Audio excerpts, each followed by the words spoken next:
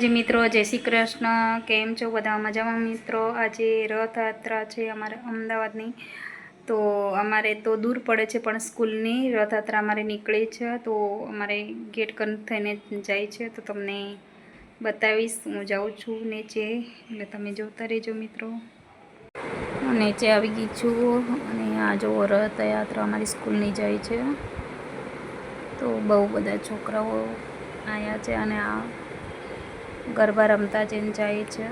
સ્કૂલની છોકરીઓ છે બધી, અને આ છે ટ્રેક્ટરમાં બધા બેસીને જાય છે।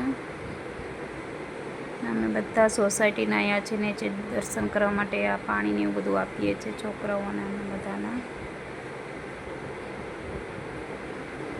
અમારે દર સાલ આવી રીતે જ રથયાત્રા નીકળે છે।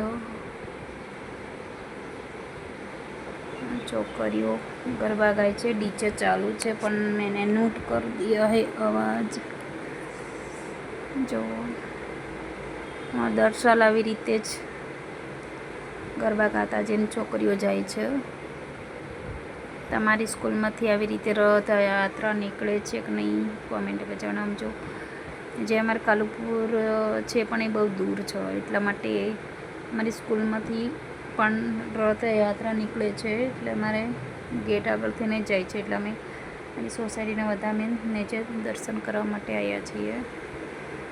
તો દર્શન કરશું અને પછી ઘરે જશું। તો બહુ જ છોકરાઓ છે એટલે ડાન્સ કરતા જઈને જાય છે, અને રથયાત્રા ભગવાનનો રથ પાછળ છે, એટલે આ છોકરાઓ બધા એક સરખા જ કપડાં પહેર્યા છે।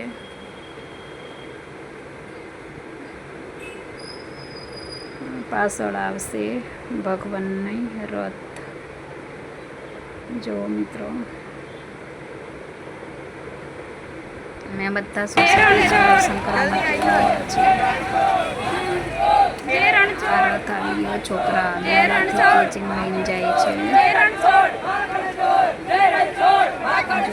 તમે પણ દર્શન કરી લેજો।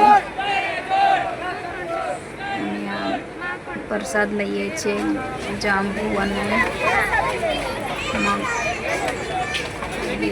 प्रसाद प्रसाद आपे छे। प्रसाद अमे लीधी छे, वीडियो पण बनावी लीधो। तमे पण दर्शन करी लेजो। આવી રીતે દર્શન આવી